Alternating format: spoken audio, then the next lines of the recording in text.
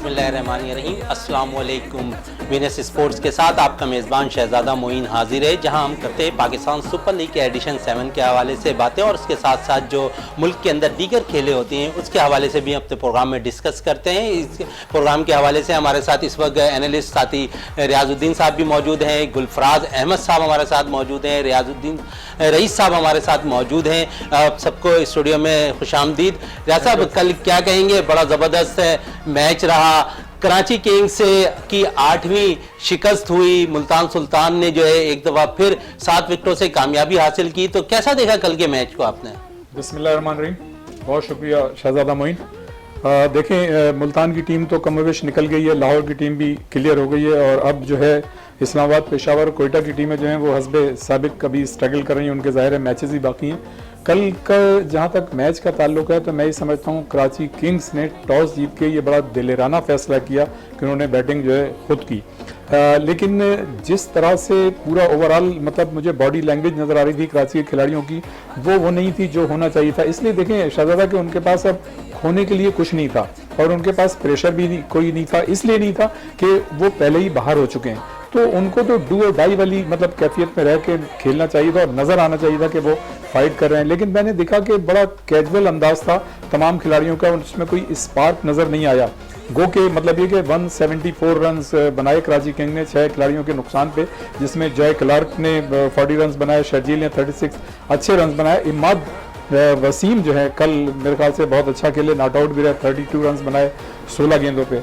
लेकिन जिस तरह से मतलब उनके बैटर्स को बैटिंग करनी चाहिए थी और खुल के मतलब कि स्ट्रोक खेलने चाहिए थे, वो अनफॉर्चुनेटली वो चीज़ जो है कहीं भी नज़र नहीं आई। और मतलब आप ये देखें कि जैसे 100% शायकीन के आने की मतलब ये कि उन्होंने नवीद सुना दी थी वहाँ पे और 100% शायकीन आने थे, लेकिन कराची किंग्स की जो परफॉर्मेंस रही है उसको देखते हुए शायकीन जो थे कमोबेश 50% शायकीन जो थे ग्राउंड में मौजूद थे।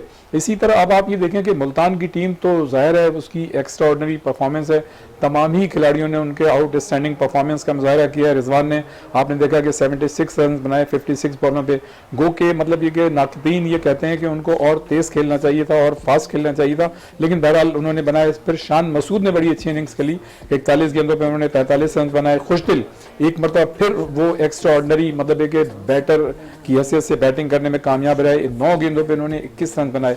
दानी जो है वो 2 विकेट लेने में कामयाब रहे। लेकिन आप ये देखें कि पूरे मैच में मतलब बाबर आजम जो है वो कहीं भी नज़र नहीं आए। बाबर आजम आपने देखा कि वसीम अकरम बाद में डक आउट से निकल के बाकायदा वो लाइन पे आके खड़े होकर उनको एडवाइस कर रहे थे।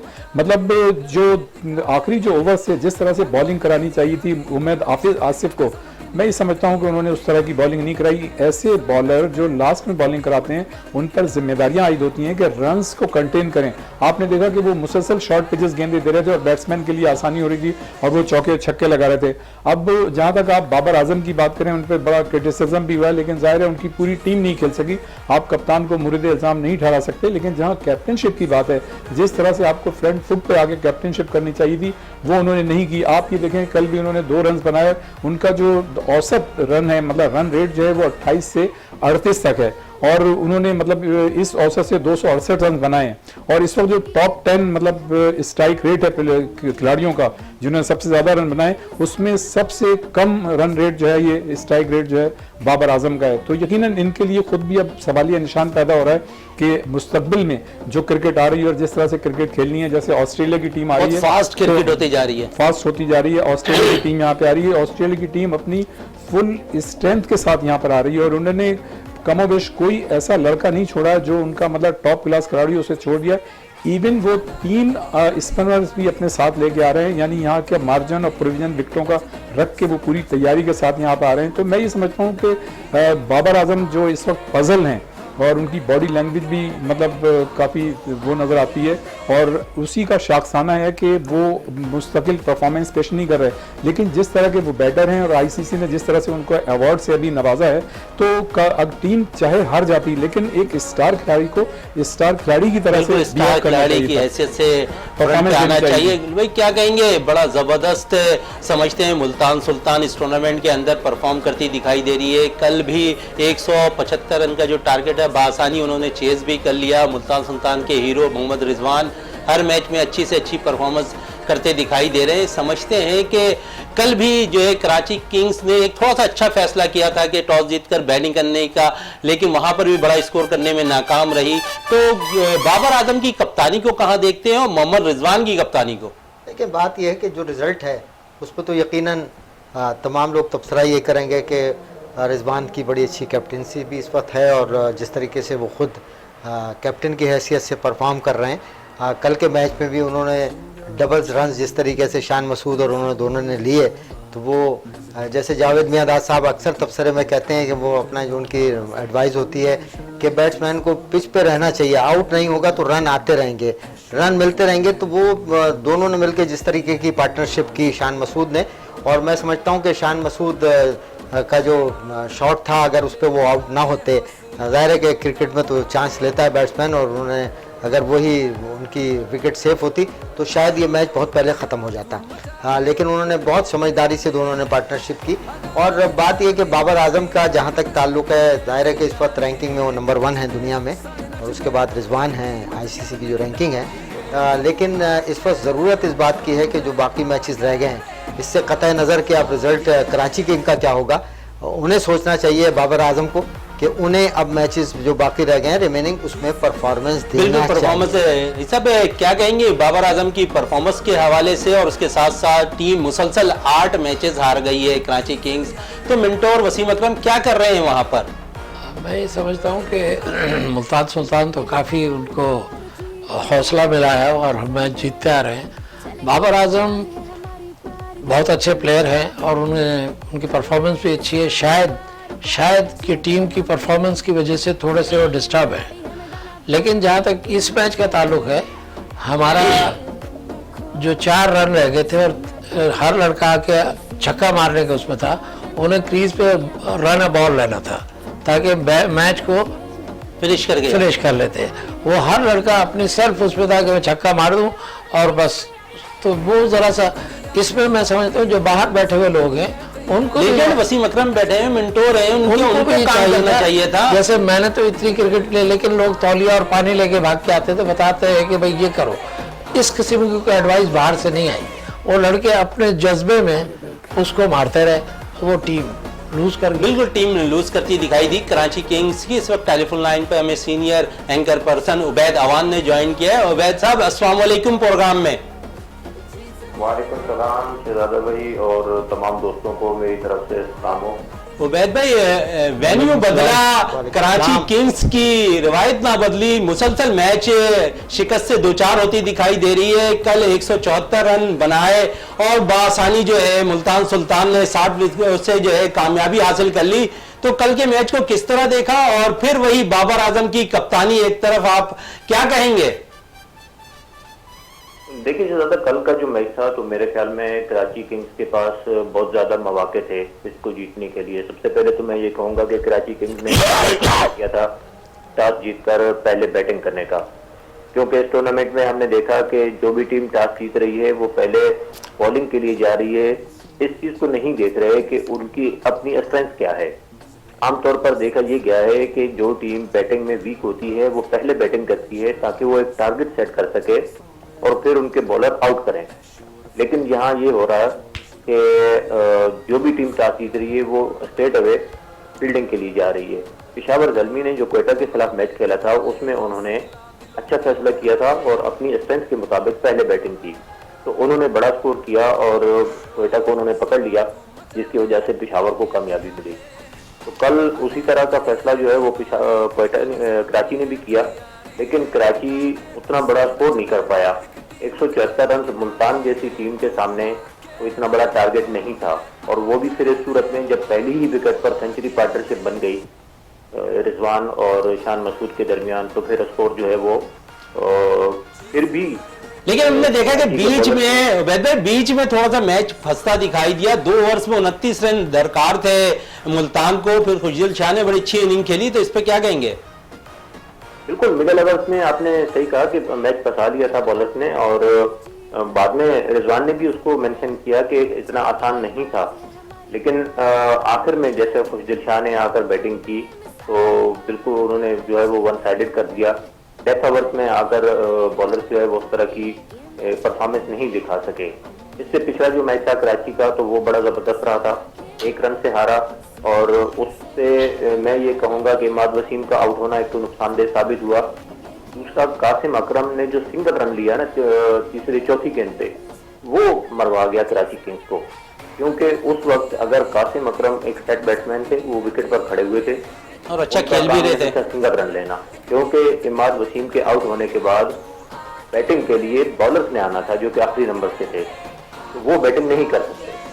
वो हुई, कासिम अकरम ने सिंगल रन लिया, फिर क्रिस जॉर्डन आए, थॉमसन आए और वो आउट हो गए। तो अगर वहाँ कासिम अकरम सिंगल लेने की बजाय डबल लेता या बड़ा शॉट खेलने की कोशिश करता तो मेरे ख्याल में कराची के लिए ज्यादा मुफीद होता। अच्छा, जिस तरह वैद भाई गुलफराज साहब कह रहे थे कि जावेद मियांदाद लेजेंड कहा करते हैं कि मुख्तलिफ प्रोग्राम्स के अंदर के विकेट पे ठहरना बैट्समैन के लिए ज़रूरी होता है, अगर विकेट पे ठहरेंगे तो वो सिंगल डबल चौके छक्के निकलते रहेंगे, तो इनकी बात से आप कितनी मुत्तफिक नज़र आ रहे हैं? लेकिन जावेद मियांदाद की जो थॉट गुलफराज भाई ने जिक्र किया, मैं उससे एग्री करूंगा, लेकिन वो आज की जदीद क्रिकेट के अंदर लागू नहीं होती। वो अगर आप टेस्ट क्रिकेट के अंदर कर रहे हैं कि या विकेट पर खड़े हुए हैं तो आपको रन भी मिलेंगे, आपके सेशन टू सेशन उसमें अंदर गेम हो रहा होता है, तो वहां पर तो वो फायदेमंद साबित हो सकती है। लेकिन T20 क्रिकेट के अंदर ऐसा नहीं हो सकता। T20 में जो सबसे अहम चीज देखी जाती है वो बैट्समैन का स्ट्राइक रेट है। स्ट्राइक रेट तब बनेगा जब बैट्समैन बड़े शॉट खेलेगा, जब बैट्समैन तेजी से रन बनाएगा तो उसका स्ट्राइक रेट बनेगा। अच्छा, स्ट्राइक रेट की बात की है तो बाबर आजम के हवाले से क्या कहेंगे आप? यहाँ हम देख रहे हैं कि बाबर आजम विकेट पर रुक तो रहा है, वो रन भी कर रहा है, लेकिन उसका स्ट्राइक रेट जो है वो 100 और 90 के बीच में रहता है या 120 तक भी जाता है, तो वो टीम के किसी काम का नहीं है। वो विकेट पर तो खड़ा हुआ है, वो 90 रन भी बना रहा है, लेकिन टीम उसकी हार रही है, तो उसके विकेट पे खड़े होने का कोई फायदा नहीं है। तो यहाँ विकेट पर खड़े होना आज की क्रिकेट में वो सूदमंद साबित नहीं है जब तक आप रन नहीं बना रहे। बिल्कुल, आज की क्रिकेट में जो है विकेट्स पे खड़ा रहना जरूरी है, लेकिन उसके साथ साथ विकेट पे खड़े रहने के साथ रन को बड़ी तेजी से मेंटेन करना जरूरी होता है। इस वक्त ब्रेक के लिए कहा जा रहा है, ब्रेक से वापस आते हैं तो गुफ्तगू को यहीं से जारी रखते हैं।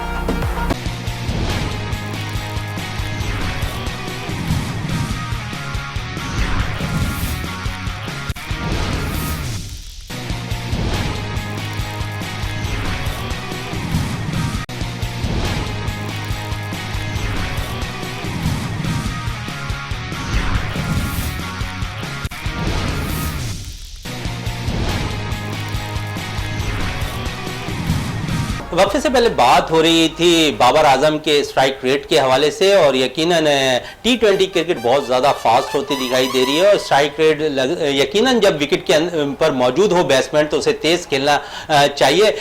क्या कहेंगे स्ट्राइक रेट के हवाले से? खासकर हम देख रहे हैं कि उबैद साहब बाबर आजम का तो स्लो है, लेकिन दूसरी जानिब खुशदिल शाह बड़ी तेज़ इनिंग खेलते दिखाई दे रहे हैं इस टूर्नामेंट के अंदर।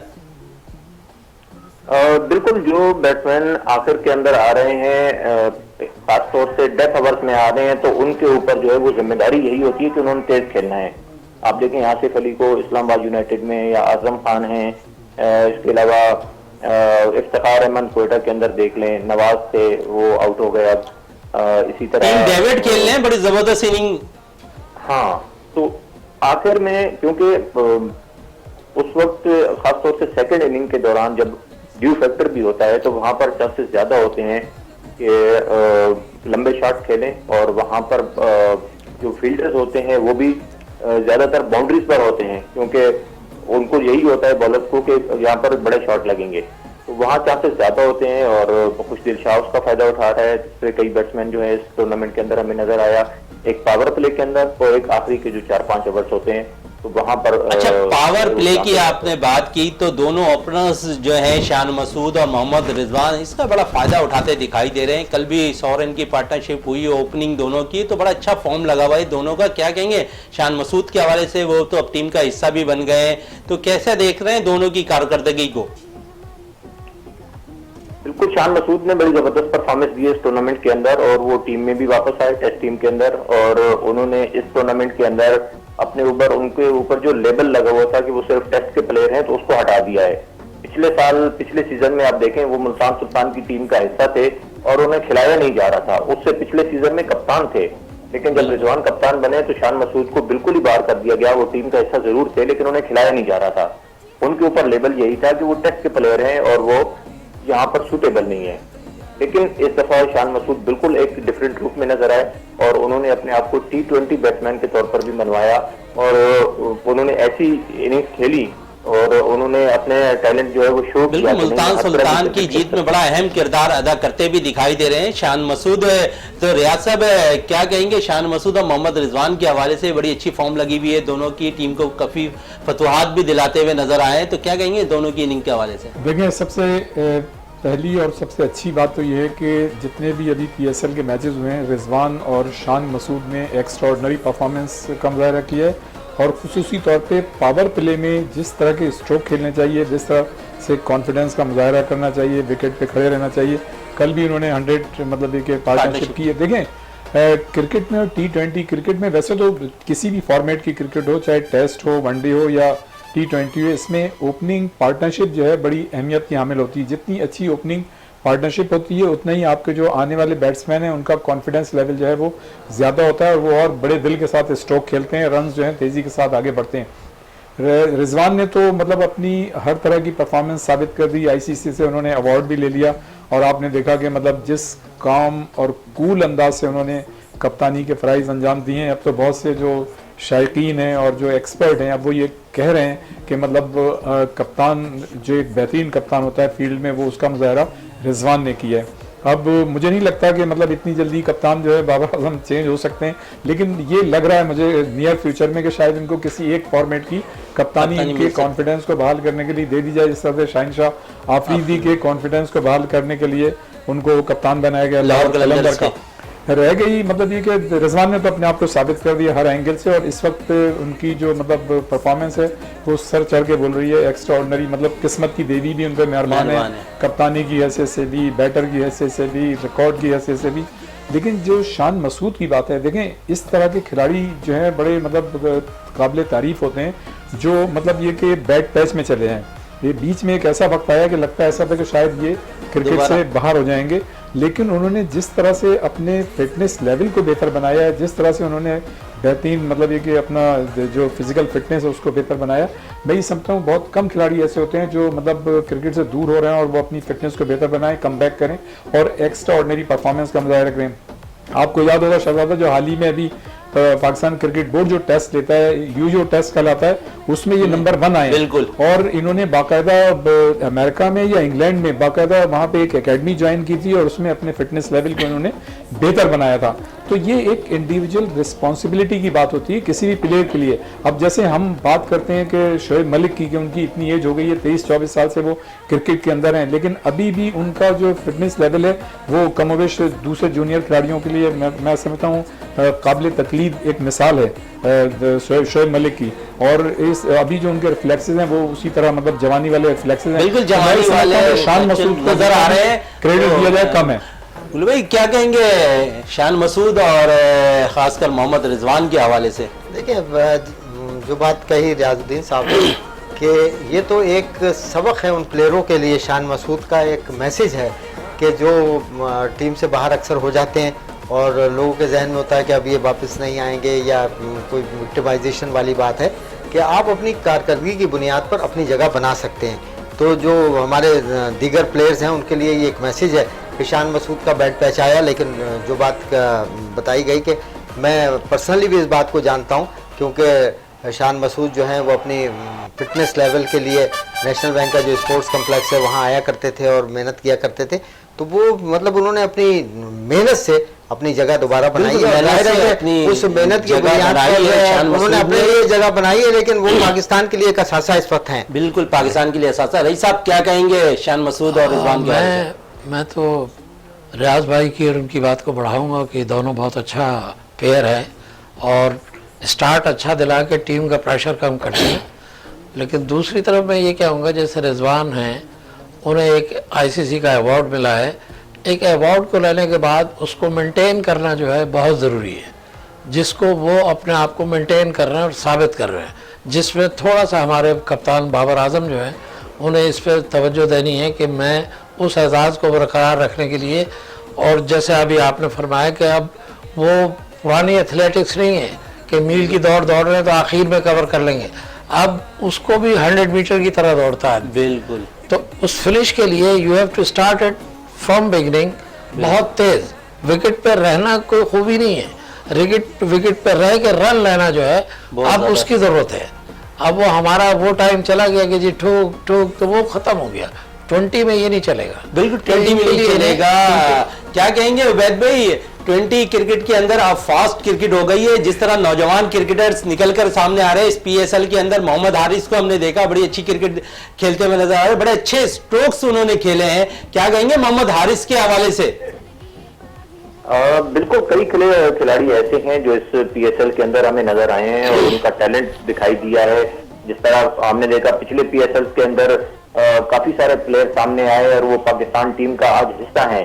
तो इसी तरह इस पीएसएल में भी हमें कुछ प्लेयर ऐसे नजर आए हैं जो कि बड़ी अच्छी क्रिकेट खेल रहे हैं। मोहम्मद हारिस की आपने बात की, तो मोहम्मद हारिस इससे पहले कराची किंग्स की टीम में थे और यहाँ पर उन्हें चांस नहीं मिल रहा था। उसके बाद वो पेशावर की टीम में शामिल हुए तो पेशावर से उन्हें चांस मिला और उन्होंने अपने आप को साबित किया एज ए विकेट कीपर भी और एज ए बैट्समैन भी। इसके अलावा मैं बात करूंगा यहाँ पर जमान खान की, जो कि लाहौर कलंदर से खेल रहे हैं। उन्होंने बड़ा मुतासिर किया अपनी बॉलिंग से। तो कासिम अकरम जो कि कराची किंग्स की टीम में शामिल है, वो बड़े मुतासिर किया उन्होंने। तो इस तरह से नया टैलेंट जो है वो पाकिस्तान को मिल रहा है पीएसएल से। बिल्कुल, पीएसएल जितने भी पीएसएल्स हो रहे हैं पाकिस्तान के अंदर, हम देख रहे हैं कि वहां से जो है टैलेंट जरूर निकल कर आ रहा है पाकिस्तान के लिए और वो पाकिस्तानी टीम को भी ज्वाइन करते हैं और उसके बाद जो है परफॉर्मेंस दिखाते हुए भी दिखाई देते हैं। जैसे कि हमने शाहीन शाह आफरीदी भी हमारा पीएसएल का ब्रांड से निकल कर आया, उसने भी परफॉर्मेंस दी और आज वो लाहौर कलंदर की कप्तानी करते दिखाई दे रहे हैं। तो शाहीन शाह आफरीदी के हवाले से क्या कहेंगे उबैद भाई? बिल्कुल, शाहीन शाह आफरीदी को पहली दफा कप्तानी मिली और लाहौर कलंदर की पैदावार हैं। लाहौर कलंदर ने उन्हें इंट्रोड्यूस कराया था और उनको मौका दिया पीएसएल के अंदर। फिर वो पाकिस्तान टीम में आए, फिर उनकी परफॉर्मेंस ऐसी रही कि आज वो आईसीसी की तरफ से उन्हें अवार्ड मिल चुका है। इस दफा लाहौर कलंदर ने उन्हें कप्तानी दी और जब जितने भी मैचेस हुए हैं लाहौर कलंदर्स के, आप देखें उसकी कप्तानी भी इंप्रूवमेंट हमें नजर आ रही है। उसकी बॉलिंग जो है वो तो पहले ही जबरदस्त है। तो आज हम देख रहे हैं कि लाहौर कलंदर इस वक्त सेकंड पोजीशन पर खड़ी हुई है पॉइंट्स टेबल पर और हम ये कह सकते हैं कि लाहौर कलंदर जो है वो एलिमिनेटर खेलेगी। एक सेफ साइड पर नजर आ रही है मुल्तान सुल्तान की तरह और ये इसमें शाहीन शाह आफरीदी की कप्तानी और उनकी बॉलिंग का बहुत बड़ा हाथ है। पूरी टीम जिस तरह से खेल रही है और जिस तरह से शाहीन शाह आफरीदी ला रहा है टीम को, तो नो डाउट कि लाहौर कलंदर ने इस दफा बहुत जबरदस्त परफॉर्मेंस दी है। बिल्कुल, शाहीन शाह आफरीदी की कप्तानी में लाहौर कलंदर बड़ी अच्छी परफॉर्मेंस इस टूर्नामेंट के अंदर दिखाई देता हुआ नजर आ रहा है। उसके साथ साथ पॉइंट टेबल्स पे भी देखें तो हम दूसरी पोजीशन पर लाहौर कलंदर नजर आ रही है। बहुत बहुत शुक्रिया उबैद अवान साहब आपको वीनस स्पोर्ट्स में टाइम देने का। इस वक्त ब्रेक के लिए कहा जा रहा है, ब्रेक से वापस आते हैं तो फिर मजीद गुफ्तगू को जारी रखते हैं।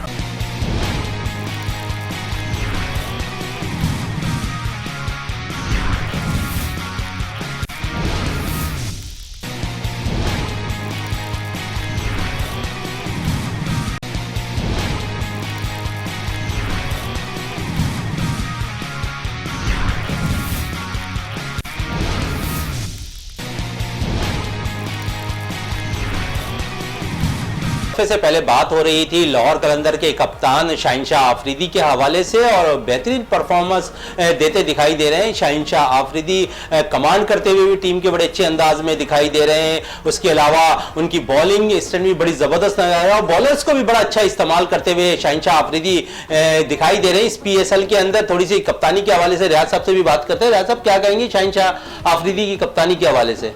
देखें, Shaheen Shah Afridi on end of जब से वो टीम में आए हैं पाकिस्तान की, अब ज़ाहिर 1-2 साल हो गए हैं, काफ़ी उनको मतलब एक्सपीरियंस हो गया है, एक्सपोजर भी हो गया है, अब उनकी एक्सपर्टीज़ में भी काफ़ी इजाफा हो गया है और उसका रिफ्लेक्शन ख़ास तौर से पीएसएल में उनकी न सिर्फ परफॉर्मेंस में नज़र आ रहा है बल्कि अब तो वो जो उन्होंने जितने भी मैचेस की कप्तानी कर ली है उसके बाद हम ये देख रहे हैं कि उनकी कप्तानी एक जो है उसमें उनका आईक्यू लेवल हमें बड़ा अच्छा नज़र आ रहा है, जिस तरह से वो कप्तानी कर रहे हैं। मतलब जो जितने भी उनके हम असर कप्तान हैं, जो वो डिसीजन ले रहे हैं, वो चीज़ जो है उनको मुमताज़ बना रही है, डिसीजन जो वो ले रहे हैं। इसमें कोई शक नहीं कि जब से वो आए हैं उन्होंने ऑन एंड ऑफ अच्छी परफॉर्मेंस का मुजाहरा किया, और सबसे मार्कुतुल आला जो परफॉर्मेंस का मुजाहरा किया था वो तो हालिया वर्ल्ड कप जो अभी हुआ था, आईसीसी वर्ल्ड कप T20 का दुबई में, उसमें उन्होंने किया था। भारत को उन्होंने पहले स्पेल में उनके बैट्समैनों को उड़ा दिया था। और देखें पाकिस्तान ठीक है, मतलब के बाद में जब आखिरी यही परफॉर्मेंस अभी पिछले मैच में भी उन्होंने दिखाई, पहले ओवर के अंदर। जी, पहले मैच में उन्होंने उसी स्पेल का मुजाहरा किया। देखें इसमें कोई शक नहीं कि वर्ल्ड कप के जो लास्ट मैच था उसमें शाहीन शाह अफरीदी को जो 3 छक्के पड़े, हम जाहिर है वर्ल्ड कप के फाइनल में नहीं पहुंच सके, और जो एक इम्कानात हो गए थे जीतने के, नहीं जीत सके। लेकिन हमें खुशी इस बात की है कि शाहीन शाह अफरीदी ने जो भारत को जो पहले मैच में उनके बैट्समैनों को उड़ा के रख दिया, और भारत की टीम जो है वो बिल्कुल टूर्नामेंट से आउट हो गई, तो हमारी फतह तो वहीं पे मतलब हो गई थी कि पाकिस्तान क्रिकेट टीम ने एक ऐसी मतलब परफॉर्मेंस दी शाहीन शाह अफरीदी के जरिए कि भारत जो है वर्ल्ड कप से बाहर हो गया, तो हम तो एक तरह से वर्ल्ड कप जीत गए। ये तो खैर एक अलग बात हो गई। लेकिन शाहीन शाह अफरीदी ने, मैं समझता हूँ कि अपनी कप्तानी से जिस तरह से वो बिहेव कर रहे हैं लड़कों से, काम और कूल हैं। हालांकि आपने देखा कि पिछले जो कुछ मैचेस थे सरफराज के साथ उनका जो इंटरेक्शन हुआ था वो कमोबेश वैसे ही हुआ था जो बैन कटिंग और अभी सोहेल तनवीर का हुआ है। तो मतलब ये कि लेकिन अब शाहीन शाह अफरीदी ने हर मतलब ये कि एंगल से अपने आप को काफ़ी इम्प्रूव किया है, और ये बहुत अच्छी बात है। देखें अभी तो उन्होंने क्रिकेट शुरू की, यंग हैं, अभी तो इंटरनेशनल मुकाबलों में उन्होंने जाना है। हो सकता है कि जिस तरह से वो अच्छी परफॉर्मेंस भी दे रहे हैं और जो एक कॉन्फिडेंस लेवल उनका बढ़ रहा है, तो इसी तरह के जो परफॉर्मर होते हैं क्रिकेटर, उनको फिर फ्यूचर में मतलब कप्तानी के इम्कानात बिल्कुल फ्यूचर में कप्तानी के इम्कानात बढ़ते जरूर दिखाई दे रहे हैं। कितना अच्छा साइन है गुलफराज साहब, नौजवान क्रिकेटर्स को जो है मुख्तलिफ फ्रेंचाइज और पाकिस्तान क्रिकेट बोर्ड चाह रही है कि वो यंग कप्तान जो है फ्रेंचाइज की कप्तानी करते दिखाई दे, तो खुशाइंद है ऐसी चीजें पाकिस्तान के अंदर। बात यह है कि PSL इतना बड़ा इवेंट है, ब्रांड जो बन गया है पाकिस्तान का, कि इसके अंदर हर शोबे में अपनी परफॉर्मेंस की बुनियाद पर लोग अपना लोहा मनवा रहे हैं, चाहे कप्तानी का शोबा हो, चाहे बॉलिंग का शोबा हो या बैट्समैन। तो एक नया टैलेंट भी मिलता जा रहा है, और एक इशू रहता था पाकिस्तान में कि अगर किसी कप्तान को रिप्लेस करना है तो मुतबादिल कोई नज़र नहीं आता था। लेकिन अब एक पूरी लॉट मौजूद है जिसमें अब शाहीन शाह अफरीदी जो हैं वो भी शामिल हैं। शादाब खान बड़ी अच्छी कप्तानी कर रहे थे इस्लामाबाद यूनाइटेड की। खान ने कप्तानी भी बहुत अच्छी की, और जो उनकी एज ए कैप्टन वो इनिंग भी खेले, उन्होंने अपनी बॉलिंग भी उस तरीके से कराई, तो एक पूरी चेन बन गई है कि पाकिस्तान के लिए बड़ी खुशाइंद है सूरत हाल कि अगर किसी वक्त कोई इंजरी हो जाती है, कोई इशू हो जाता है, तो कप्तान रिप्लेस करना हो तो एक अच्छी रिप्लेस पे आप देख रहे हैं कि आसिफ अली भी पहली दफा इस्लामाबाद यूनाइटेड की कप्तानी करते नजर आई है। और असल बात जो रियाज भाई ने कही कि कॉम एंड क्वाइट कप्तान जो है वो अच्छा लगता है, कि जो रिएक्शन जिसका नजर ना आए, जो अपने प्लेयर्स को जो है बूस्ट करे, उनको हौसला दे, और अगर कोई उनसे गलती हो जाए तो नाराजगी का इजहार करने के बाद, नाराजगी की आपने बात कर दी, ग्राउंड्स के अंदर हम देखते हैं PSL के दौरान खासकर सरफराज अहमद बड़ी नाराजगी का इजहार करते हैं कप्तानी के दौरान प्लेयर्स के साथ, उस पे क्या कहेंगे? इशू एक बना हुआ है, और जाहिर है कि वो एक कंट्रोवर्सी आई और कमेंट्स भी हुए, लेकिन सरफराज की अपनी एक परफॉर्मेंस रही है और उन्होंने रिजल्ट भी दिए हैं। और जो बात होती है, थोड़ा सा प्रॉब्लम ये भी आ जाता है कि जैसे हम यहाँ डिस्कस कर रहे हैं बार बार बाबर आजम को, तो उनकी टीम की कारकर्दगी भी वो नहीं रही। जैसे उनके साथ ओपनिंग करते हैं शर्जील, तो जो मैचेस में खेल के चले जा रहे हैं, बाद में रन जहाँ रिजल्ट है ना, आप देख कल के मैच में जो है जो बात ने भी कही, और जाहिर है कि यहाँ डिस्कशन हो रहा है कि पिच पे रहने के साथ साथ T20 फास्ट इतनी हो गई। देखिए पहले T20 के अंदर इतने रन नहीं बना करते थे, अब अमूमन मैचों में 200 से ऊपर रन बन रहे होते हैं। और मतलब ये पहले तो ये कहता कि 160 170 का टारगेट दे दिया तो बड़ा मुश्किल होता था उसे चेस करना, लेकिन अब इन मैचेस में बहुत ज्यादा कंपटीशन है। एक टीम अगर 200 से ऊपर भी रन करके चली जाती है, और दूसरी टीम आती है वो जो है वो चेस भी कर लेती है। 6 अपने पहले ओवर्स के अंदर अगर परफॉर्मेंस उनके ओपनर्स दे देते हैं तो उनके लिए फिर आसानी पैदा हो जाती है। बिल्कुल आसानी पैदा हो जाती है। रईस अहमद साहब क्या कहेंगे, कप्तानी के हवाले से बात हो रही है, नौजवान क्रिकेटर से अब बड़े ग्रूम होते हुए नजर आ रहे हैं, हमने देखा PSL के अंदर तो कैसा क्या कहेंगे इस हवाले से? मैं इस सिलसिले में यही कहूँगा, जैसे शहनशाह आफरीदी का भी जिक्र हो रहा है, बहुत नौजवान, बहुत अच्छा बॉलर, ख़ास तौर से जो उसने परफॉर्मेंस इंडिया के ख़िलाफ़ दी उससे तो हम बेइंतहा खुश हैं और अल्लाह उसको और हौसला दे और मेहनत करने का। दूसरी बात ये हो रही थी कि फ़िटनेस की, ये हर चीज़ में फ़िटनेस बहुत ज़रूरी है जिस पे हमारी तवज्जो कम है। अब इस टूर्नामेंट को देखते हुए, PSL को देखते हुए, मैं ये कहूँगा कि पाकिस्तान सुपर लीग एक बहुत दुनिया क्रिकेट का बहुत बड़ा इवेंट है और इससे हमारे मुल्क की बाहर बहुत अच्छी सफारतकारी हो रही है।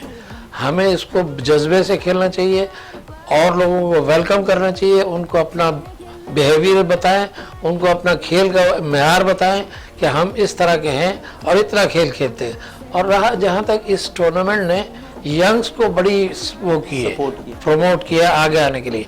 अब उनका मसला है कि वो अपने आप को प्रूव करके दिखाए। बिल्कुल, PSL की आपने ब्रांड की बात की, पाकिस्तान के अंदर होता दिखाई दे रहा है, जहां पर हम देख रहे हैं कि 23 क्रिकेटर जो इंग्लैंड के हैं वो हमारे इस PSL का हिस्सा है। तो क्या कहेंगे इस पे? तो मैं ये अर्ज कर रहा हूँ कि ये बहुत अच्छा मौका है यंग्स के लिए, और साथ साथ जो लोग टीम को सिलेक्ट करते हैं वो किसी चीज को भूलते हुए सिर्फ टैलेंट को सामने लेकर आए।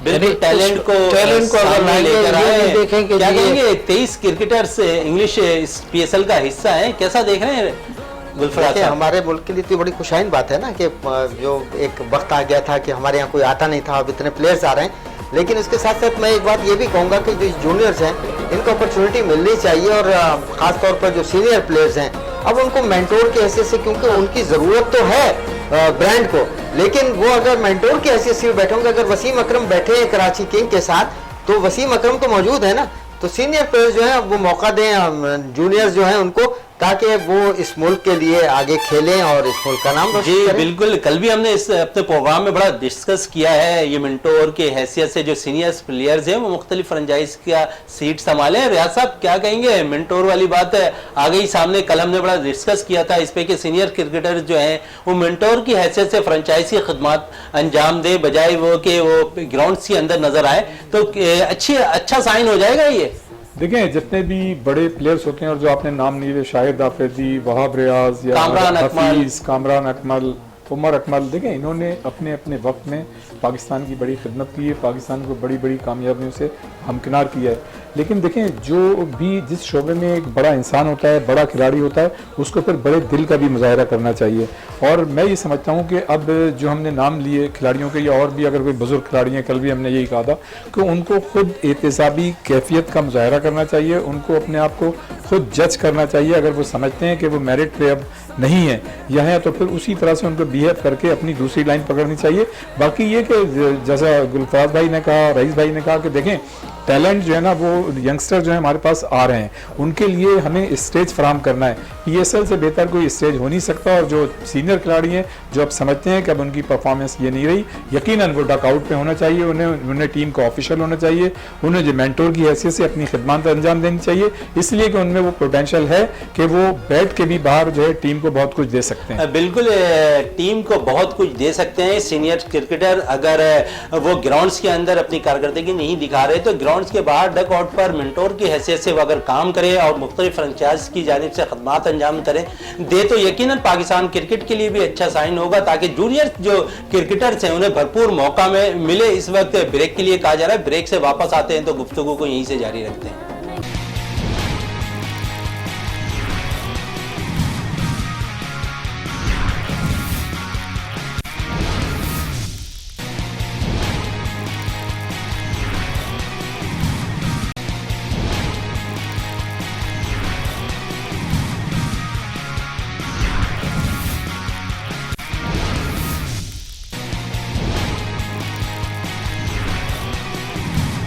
हम वक्त से पहले बात कर रहे थे सीनियर्स क्रिकेटर्स के हवाले से, और अब थोड़ी सी बात है कराची शहर के अंदर मुख्तलिफ जो गेम्स हो रहे हैं उस हवाले से। इस वक्त जो है चौथा सिंध गेम्स इंटर कॉलेजेड जो है मुख्तलिफ जगहों पे मुख्तलिफ इसके खेल्स भी खेले जा रहे हैं। आज रस्सा कशी के मुकाबले जो है हमने देखा कि KH स्टेडियम में मुनक्किद हुए और वहाँ पर तकरीबन 42 कॉलेजेस की खवातीन की टीमों ने शिरकत की। इसी हवाले से हमारे साथ जो गुलफराज अहमद खान साहब जो टग ऑफ वार के जो है सदर भी हैं, उनसे भी बात करते हैं इस टूर्नामेंट के हवाले से। सर, क्या कहेंगे?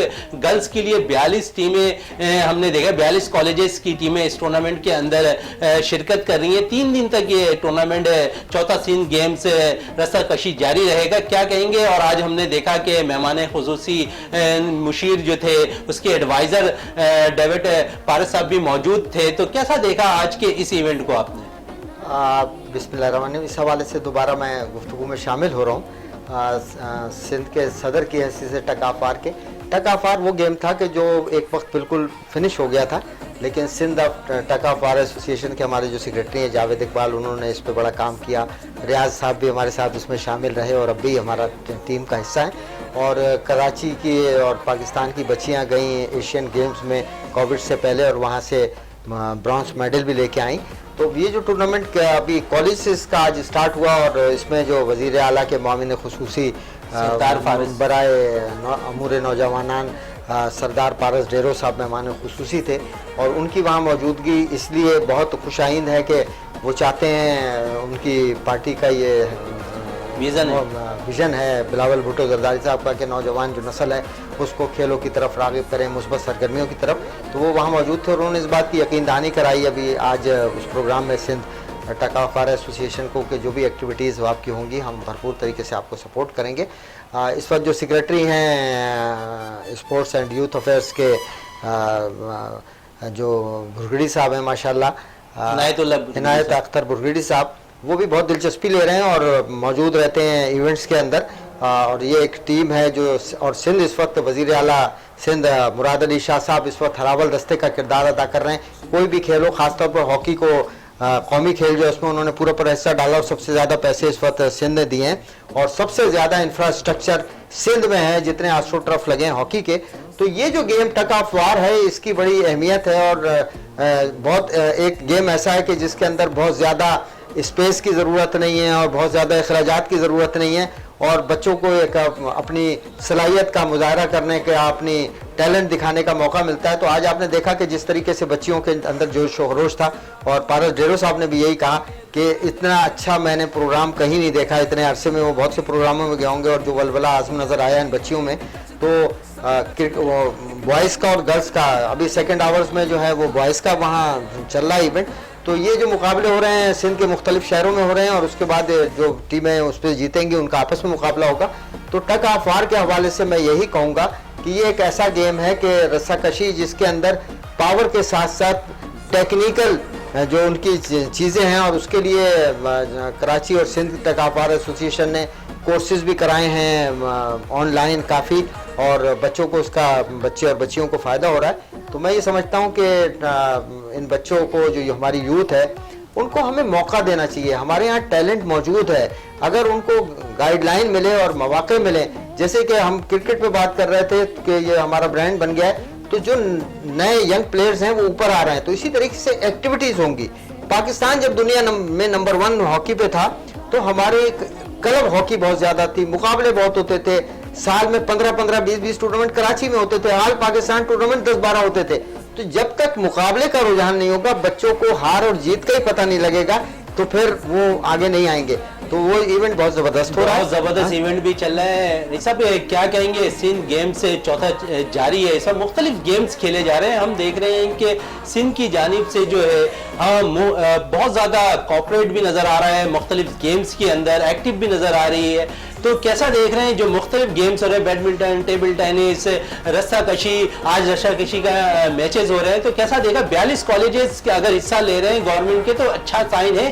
जी, मैंने देखा आज ये रस्साकशी का जो टूर्नामेंट था और बहुत ज़्यादा, एक तो ये कि गुलफराज साहब, रियाज साहब ये मिलकर कराची के जो स्पोर्ट्स हैं उनमें इनका बहुत कंट्रीब्यूशन है, अपना टाइम देते हैं और अपने साथ साथ ये कि जो लेडीज़ आज जो बच्चियों का वो इवेंट था वो उससे देखकर और बहुत खुशी हुई कि बच्चियां जो हैं तालीम के साथ अपने फिजिकल भी फिट होंगी, उनका मेंटल इस मोबाइल से भी तवज्जो हटाएगी।